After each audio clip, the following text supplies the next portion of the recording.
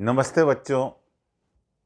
हम कक्षा 10 की विज्ञान का छठा पाठ रासायनिक अभिक्रियाएं एवं उत्प्रेरक पढ़ रहे थे और इसके अंतर्गत हमने रासायनिक अभिक्रियाएं क्या होती हैं, उनके प्रकारों के बारे में पढ़ा और रासायनिक समीकरणों के बारे में भी हमने काफ़ी कुछ सीखा है। अंत में हमने ऑक्सीकरण और अपचयन को गहराई से समझा। आज हम ऑक्सीकरण अपचयन पर आधारित जो समीकरण हैं उनमें किसका ऑक्सीकरण हुआ है, किसका अपचयन हुआ है, कौन ऑक्सीकारक है, कौन अपचायक है, उसको निकालने का प्रयास करेंगे। जैसे कार्बन प्लस ऑक्सीजन मिलकर कार्बन डाइऑक्साइड बन रही है, तो यहाँ पर कार्बन का में ऑक्सीजन जुड़ रही है तो कार्बन का ऑक्सीकरण हुआ है, अगर इस तरह से देखें। और अगर हम ये देखें कि विद्युत धनी तत्व कहाँ पर जुड़ रहा है, विद्युत धनी तत्व ऑक्सीजन में जुड़ रहा है, तो ऑक्सीजन का अपचयन हुआ है।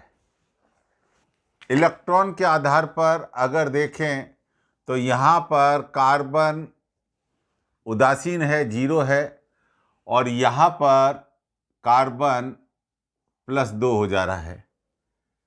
ऑक्सीजन की बात करें तो ये ऑक्साइड है और इस ऑक्सीजन का भी 0 है। तो आप देखें कि कार्बन 0 से प्लस हो गया है, यानी इसने 2 इलेक्ट्रॉन त्यागे हैं। कार्बन ने इलेक्ट्रॉन त्यागे हैं और ऑक्सीजन 0 से -2 हो गया है, इसने ये 2 इलेक्ट्रॉन ग्रहण किए हैं। तो इस स्थिति में कार्बन का जो है उसने इलेक्ट्रॉन त्यागे हैं का ऑक्सीकरण होगा। किसका? कार्बन का। और ऑक्सीजन का अपचयन होगा। ये इलेक्ट्रॉनिक आधार पर मैंने बताया है। इसी तरह से मैग्नीशियम, यहाँ पर ये 0 है, क्लोरीन अणु है, 0 होगा, और यहाँ पर मैग्नीशियम प्लस का 2 है और क्लोरीन -1 होता है, -1, क्लोरीन -1 होगा। तो मैग्नीशियम 0 से Mg+2 बना, यानी 2 इलेक्ट्रॉन इसने त्यागे होंगे, तो इसका ऑक्सीकरण होगा। और क्लोरीन 0 से Cl- बनी है, तो इसने इलेक्ट्रॉन ग्रहण किए होंगे और तो ग्रहण किए हैं, तो क्लोरीन का अपचयन हुआ है। अगर वैसे देखा जाए तो क्लोरीन विद्युत ऋणी है।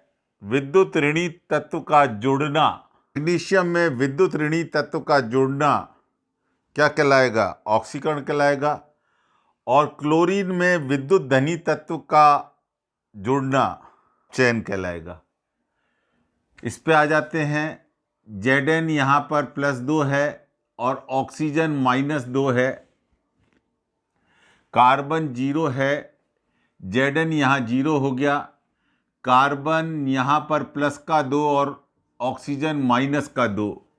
इसको समझते हैं, Zn +2 से 0 बन गया है, यानी इसने इलेक्ट्रॉन ग्रहण किए हैं, 2 इलेक्ट्रॉन ग्रहण किए हैं। जिसने इलेक्ट्रॉन ग्रहण किए हैं उसका अपचयन होता है। इसी तरह से इस कार्बन की बात करें, ये 0 था और ये कार्बन +2 हो गया, यानी इसने 2 इलेक्ट्रॉन त्यागे हैं। त्यागने वाले का ऑक्सीकरण होता है। वैसे भी देखें, कार्बन में ऑक्सीजन जुड़ रही है, इसलिए ऑक्सीकरण है। ZnO से ऑक्सीजन निकल रही है, इसलिए अपचयन होगा। अगले वाले इस पे आ जाते हैं। Fe, इसकी संयोजकता +3, ऑक्सीजन की -2, इसमें कार्बन की +2, ऑक्सीजन की -2, यहाँ पर 0 हो गई, उदासीन परमाणु है। यहाँ पर देखेंगे तो कार्बन की 4 और ऑक्सीजन की -2 ही है। Fe+3 से Fe 0 हो गया है, यानी इसने 3 इलेक्ट्रॉन ग्रहण किए हैं। इसने 3 इलेक्ट्रॉन ग्रहण किए हैं, इसलिए इसका अपचयन होगा। और कार्बन +2 से कार्बन +4 बन गया है। इसने 2 इलेक्ट्रॉन त्यागे हैं, इसलिए कार्बन का ऑक्सीकरण होगा। इसका ऑक्सीकरण हुआ है कार्बन का, तो ये अपचायक है। कार्बन क्या है? अपचायक। इसका अपचयन हुआ है, तो ये क्या है? ऑक्सीकारक। ये है ऑक्सीकारक, ये है अपचायक। इसी तरह से मैग्नीशियम क्या है? अपचायक। और क्लोरीन क्या है? ऑक्सीकारक।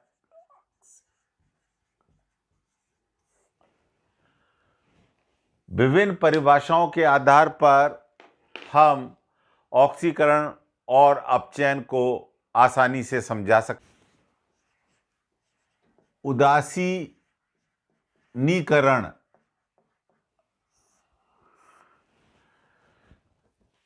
ये टॉपिक हमने दैनिक जीवन में रसायन के अंतर्गत भी पढ़ा है।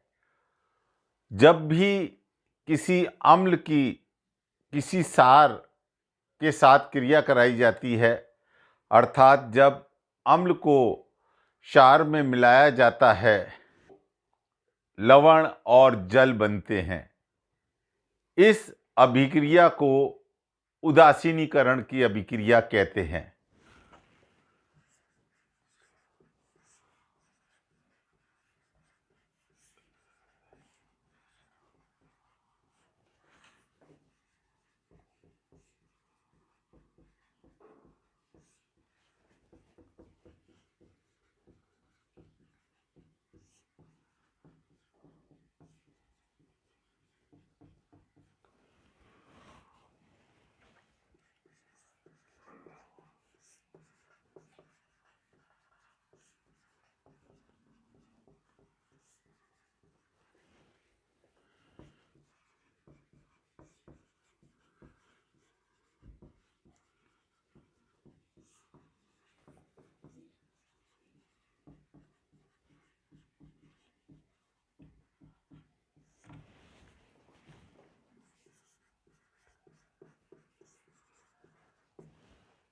उदाहरण के लिए मैंने HCl + NaOH, ये हमारे को दे देगा NaCl + H2O। ये अम्ल है हमारा, ये क्षार है। और जब ये अभिक्रिया करेंगे तो लवण, साधारण नमक और जल बनता है। यहाँ पर मैंने दोनों प्रबल अम्ल और प्रबल क्षार लिए हैं, इसलिए इस विलयन का जो pH आएगा वो 7 के बराबर आएगा। दोनों प्रबल अम्ल और प्रबल क्षार हैं, प्रबल अम्ल और प्रबल क्षार हैं, इसलिए विलयन का जो pH आएगा वो 7 के बराबर आएगा।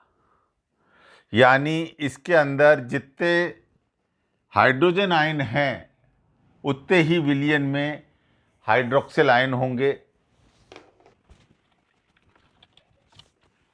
यदि मैंने प्रबल अम्ल ले लिया है और इसकी क्रिया दुर्बल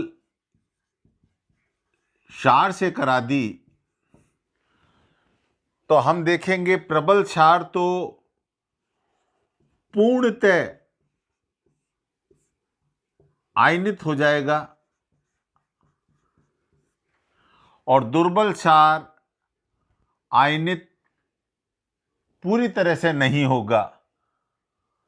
तो ये क्रिया होगी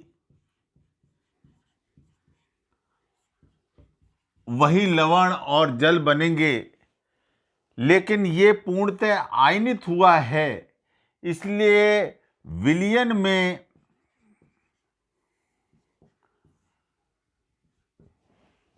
हाइड्रोजन आयन मौजूद रहेंगे, तो विलयन में हाइड्रोक्सिल आयन की कमी होगी, हाइड्रोजन आयन की अधिकता होगी। इसलिए का जो पीएच होगा वो 7 से कम होगा। विलयन का पीएच जो होगा वो 7 से कम होगा।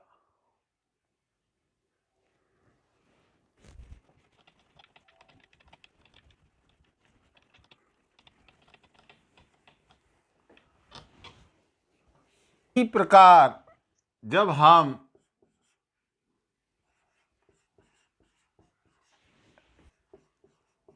एसिटिक अम्ल लेंगे, ये एक दुर्बल अम्ल है, ये आयनित पूर्णतः आयनित नहीं होगा, पूर्णतः आयनित नहीं, यानी ये पूर्णतः आयनित नहीं हो पाएगा। और यहाँ पर हमने NaOH ले लिया जो कि प्रबल क्षार है, ये पूर्णतः आयनित हो जाएगा और CH3COO Na प्लस जल बनेगा। ये लवण है और ये जल बना है। अब यहाँ पर ये दुर्बल अम्ल है, इस कारण से यहाँ पर इस विलयन के अंदर हाइड्रोजन आयन की कमी होगी और हाइड्रोक्सिल आयन की अधिकता होगी। इसके अंदर हाइड्रोजन आयन की कमी होगी और हाइड्रोक्सिल आयन की अधिकता होगी, इसलिए विलयन का जो पीएच होगा वो 7 से ज़्यादा होगा। एक है उत्प्रेरक।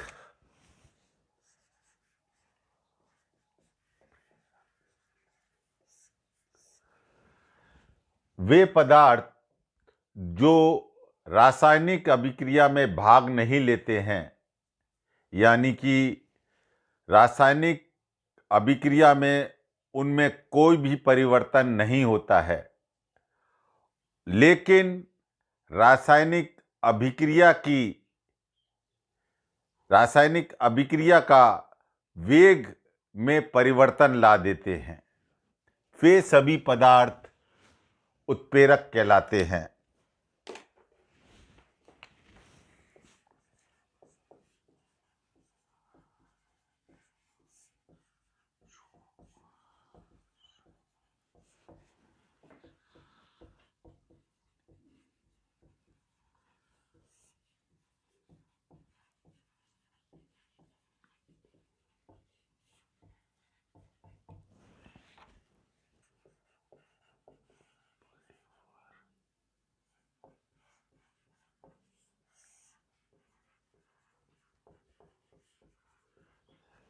ये किसी प्रकार से बदलते नहीं हैं तथा रासायनिक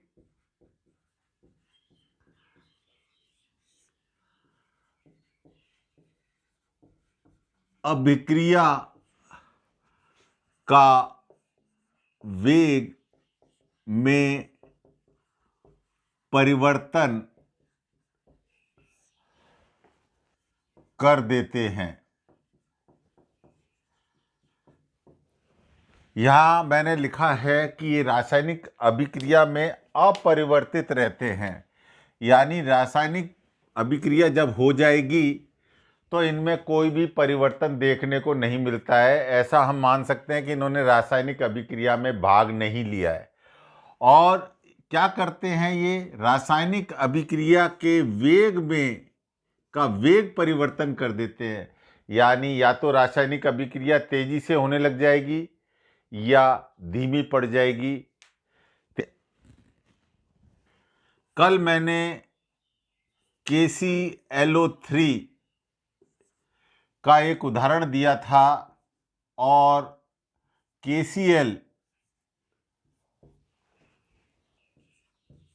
3O2 ये अभिक्रिया KClO3 को पोटेशियम क्लोरेट को गर्म करने पर प्राप्त होती है। ये पोटेशियम क्लोरेट का तापीय या ऊष्मीय अपघटन है। यह अभिक्रिया उच्च ताप पर होती है। इस अभिक्रिया में मैं MnO2 मैग्नीज डाइऑक्साइड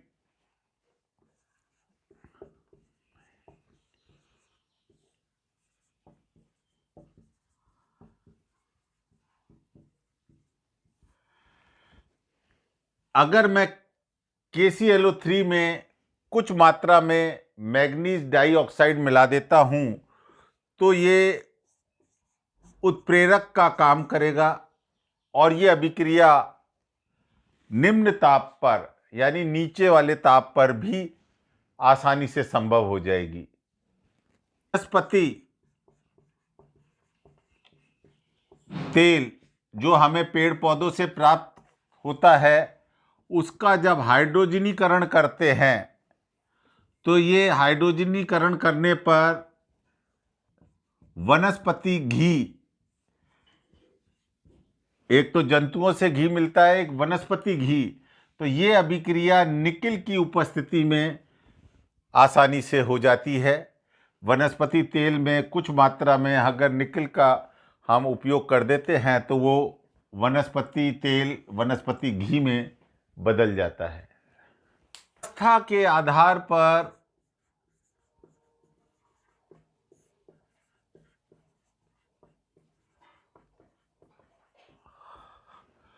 उत्प्रेरक के प्रकार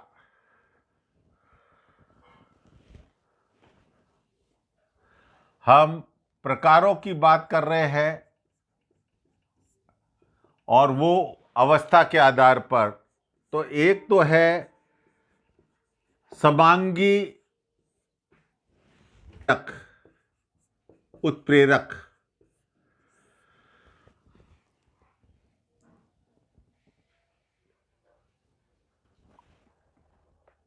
जब रासायनिक अभिक्रिया में अभिकारक, उत्पाद और ये उत्प्रेरक तीनों एक ही अवस्था में पाए जाते हैं, जब रासायनिक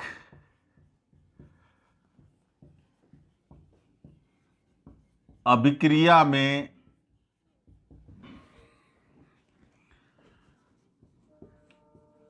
अभिकारक,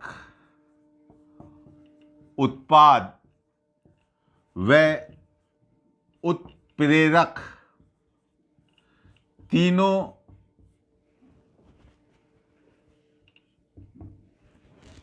एक ही अवस्था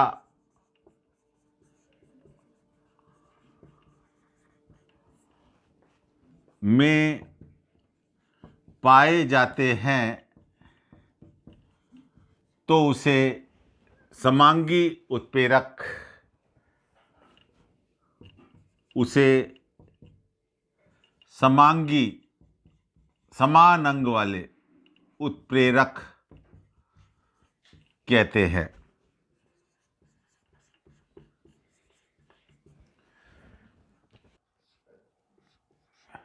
मेथिल एसीटेट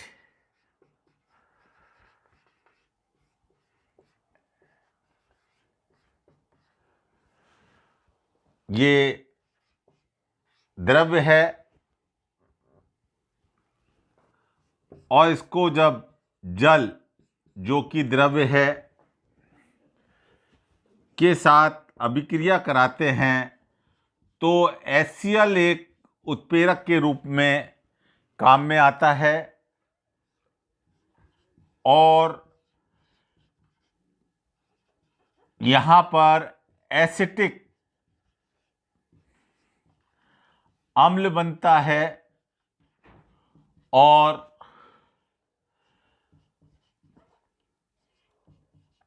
मेथिल एल्कोहल बनता है। आप देख रहे हैं कि इसमें सब द्रव्य अवस्था में पाए जा रहे हैं। तो ये समांगी उत्प्रेरक, अभिकारक हो वो भी द्रव्य में है, उत्प्रेरक भी द्रव्य अवस्था में है और उत्पाद भी द्रव्य अवस्था में है। या तो सभी ठोस होंगे या सभी द्रव्य होंगे या सभी गैस होंगे। जब ऐसी स्थिति हो जाएगी तो उस उत्प्रेरक को हम समांगी उत्प्रेरक कहेंगे। उत्प्रेरकों के प्रकार के अंतर्गत विषमांगी उत्प्रेरक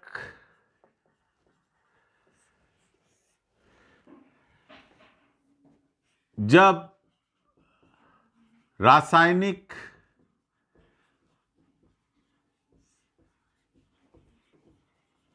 अभिक्रिया में अभिकारक उत्पाद व उत्प्रेरक की भौतिक अवस्था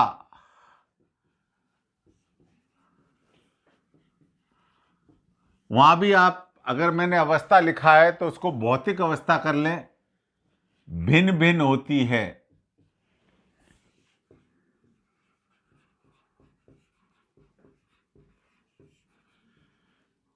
उसे विषमांगी उत्प्रेरक कहते हैं।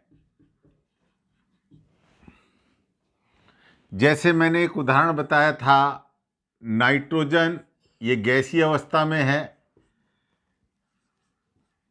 हाइड्रोजन ये भी गैसीय अवस्था में है और हमारी अमोनिया ये भी गैसीय अवस्था में है।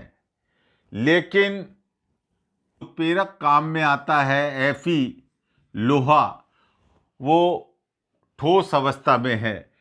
तो यहाँ पर जो ये Fe है ये विषमांगी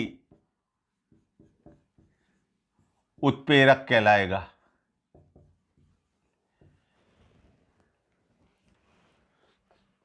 क्रिया के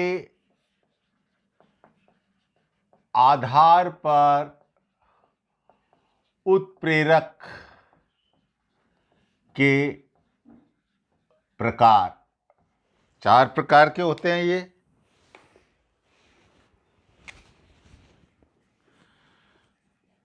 धनात्मक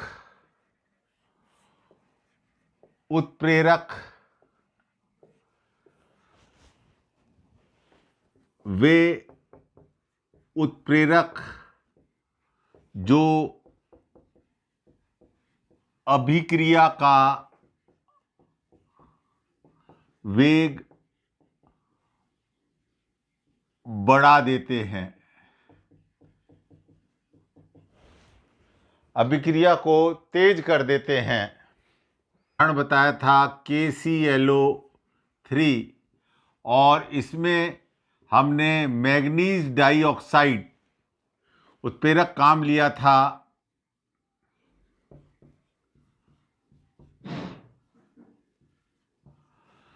तो ये अभिक्रिया मैग्नीज डाइऑक्साइड जो है ये धनात्मक उत्प्रेरक है। ये मैग्नीज डाइऑक्साइड ये धनात्मक उत्प्रेरक है। दूसरा उत्प्रेरक है ऋणात्मक।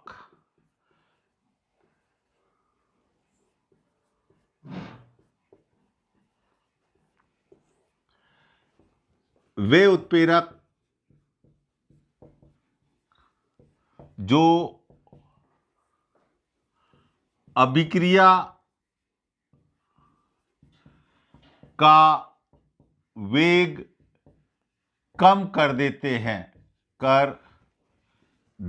हैं, यानी अभिक्रिया को धीमा कर देते हैं। अभिक्रिया मैंने बताई थी हाइड्रोजन परऑक्साइड की। ये प्रकाश की उपस्थिति में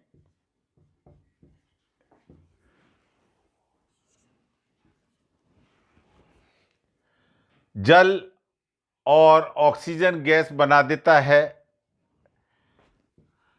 पहले मैं शायद गलत कर गया हूं। जब मैंने प्रकाशीय अपघटन की बात करी थी तब ये अभिक्रिया लिखी थी, और मैंने इसको जल और ऑक्सीजन में नहीं तोड़ा था। यहाँ पर सुधार कर लेना, त्रुटि सुधार। कहाँ पर? प्रकाशीय अपघटन।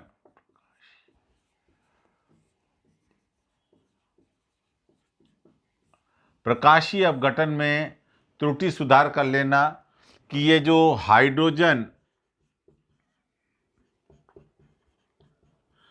परऑक्साइड, जब इसका प्रकाशीय अपघटन होता है तो जल और ऑक्सीजन बनते हैं। ये अभिक्रिया नुकसान करती है एक तरह से कि हाइड्रोजन परऑक्साइड टूट जाता है प्रकाश की उपस्थिति में। तो इस अभिक्रिया को धीमा करने के लिए ग्लिसरॉल मिला देते हैं। ये ग्लिसरॉल एक तरह से ऋणात्मक उत्प्रेरक का कार्य करता है। तो आप ये प्रकाशीय अपघटन में इसको सुधार भी कर लेंगे। जो मैंने अभिक्रियाओं का प्रकार पढ़ाया था, अपघटन और अपघटन के अंतर्गत प्रकाशीय अपघटन कराया था, वहां पर ये सुधार कर लेना है। इसके अंतर्गत स्वतः उत्प्रेरक,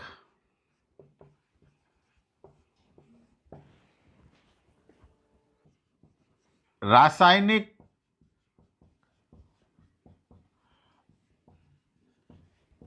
अभिक्रिया में बना उत्पाद उत्प्रेरक का कार्य करने लगता है।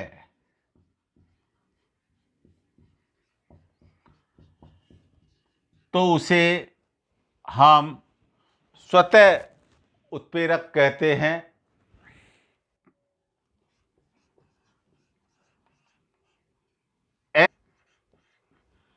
यह है एथिल एसीटेट की जल से क्रिया कराई जाती है। एसिटिक अम्ल बनता है।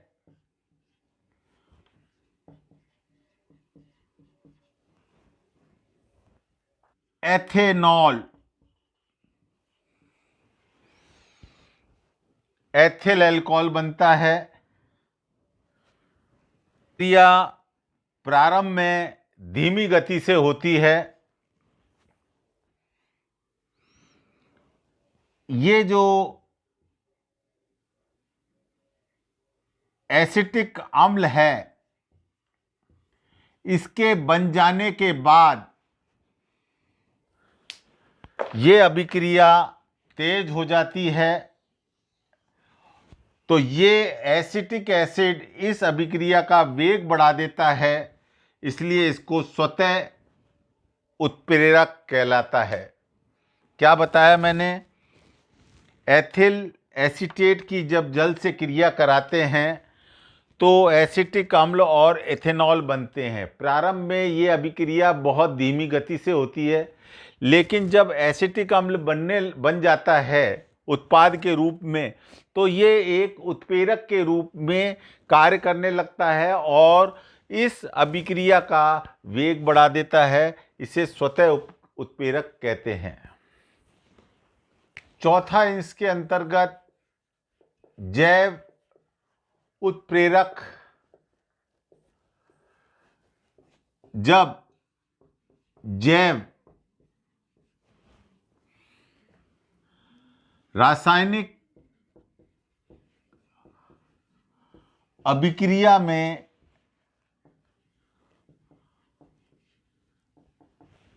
उत्प्रेरक का कार्य करते हैं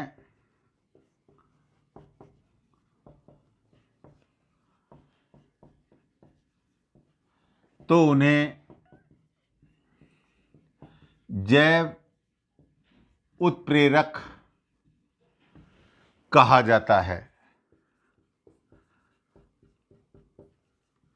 पाचन क्रिया में माल्टोज का पाचन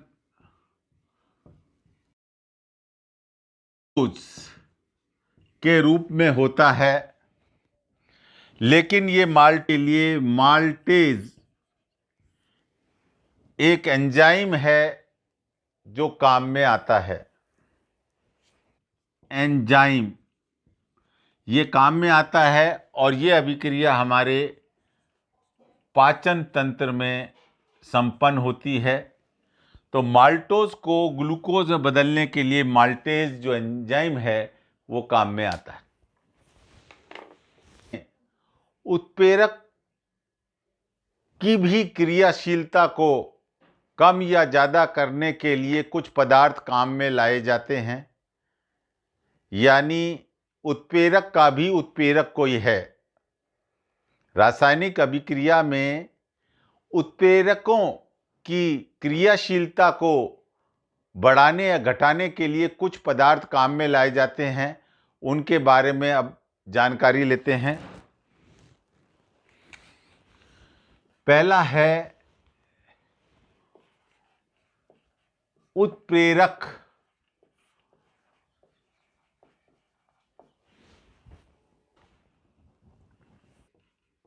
पदार्थ जो अभिक्रिया मिश्रण में उत्प्रेरक के साथ मिलाए जाने पर उत्प्रेरक की क्रियाशीलता बढ़ा देते हैं।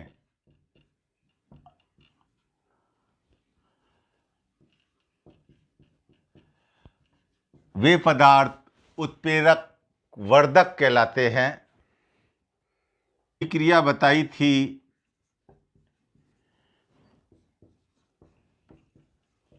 काफी बार बताई है, अमोनिया वाली। इसमें मैंने बताया था कि अगर Fe को काम में लेंगे उत्प्रेरक के रूप में, यहाँ पर जो Fe है वो उत्प्रेरक है और इस Fe के साथ MO, ये Fe क्या है? लोहा। MO बिडेनम मिला देते हैं तो ये उत्प्रेरक यानी Fe की क्रियाशीलता को बढ़ा देता है। MO क्या करता है? Fe की क्रियाशीलता को बढ़ा देता है। तो ये क्या हो गया? उत्प्रेरक वर्धक। वर्धक हो गया। ये क्या हो गया? उत्प्रेरक वर्धक हो गया।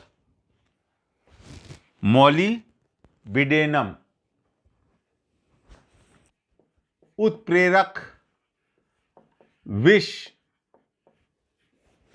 नाम से ही आपको पता चल गया होगा वे पदार्थ जिन्हें रासायनिक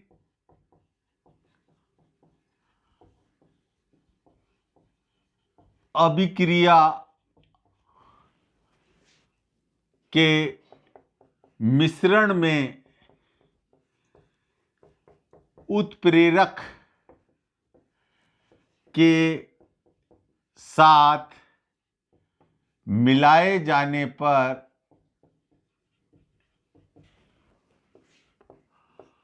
उत्प्रेरक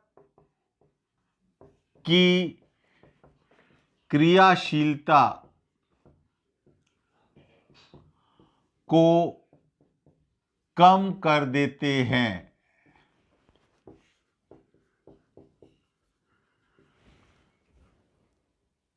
नाइट्रोजन प्लस हाइड्रोजन ये मिलकर अमोनिया बनाती है।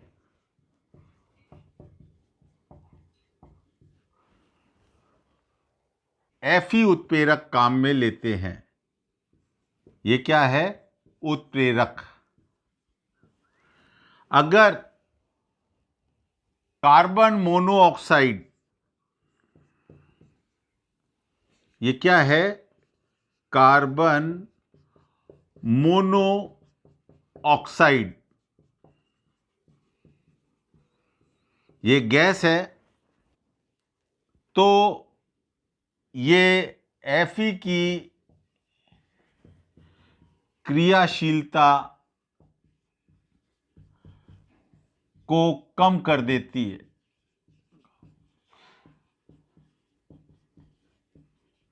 तो ये उत्प्रेरक विष हो गया, यानी विष का कार्य कर रहा है, अभिक्रिया की गति को कम कर दे रहा है। उत्प्रेरक के गुण। पहला गुण मैंने बताया कि यह रासायनिक अभिक्रिया के वेग में परिवर्तन कर देते हैं। लेकिन रासायनिक अभिक्रिया प्रारंभ नहीं करते हैं, केवल वेग में परिवर्तन करते हैं। रासायनिक अभिक्रिया प्रारंभ नहीं करते हैं। ये किसकी गुण है उत्प्रेरक का? रासायनिक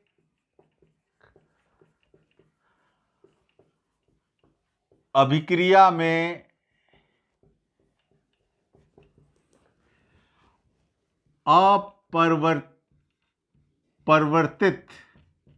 अपरिवर्तित रहते हैं, यानी इनका ना तो रासायनिक सूत्र बदलता है और ना ही मात्रा में परिवर्तन होता है। केवल वेग को परिवर्तित करते हैं। तीसरा यह है बहुत ही अल्प मात्रा में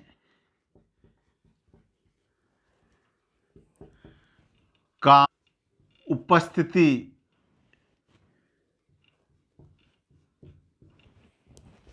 या लिख दूं, इनकी बहुत ही कम मात्रा में उपस्थिति पर्याप्त होती है। ज़्यादा मात्रा की ज़रूरत नहीं पड़ती है। कम मात्रा में भी ये रासायनिक अभिक्रिया का वेग परिवर्तन कर देते हैं। चौथा, निश्चित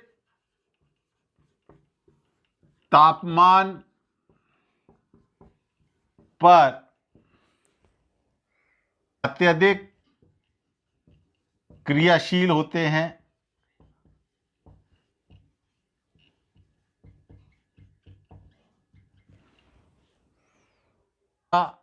प्रत्येक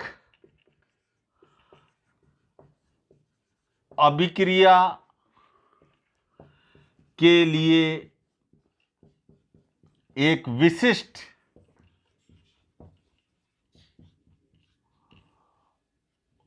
उत्प्रेरक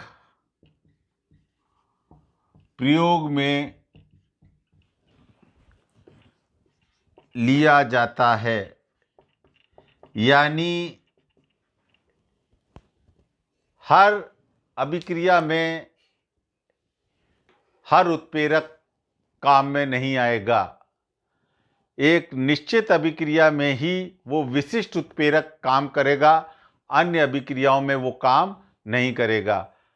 ये रासायनिक अभिक्रिया एवं उत्प्रेरक ये पाठ समाप्त हो गया है।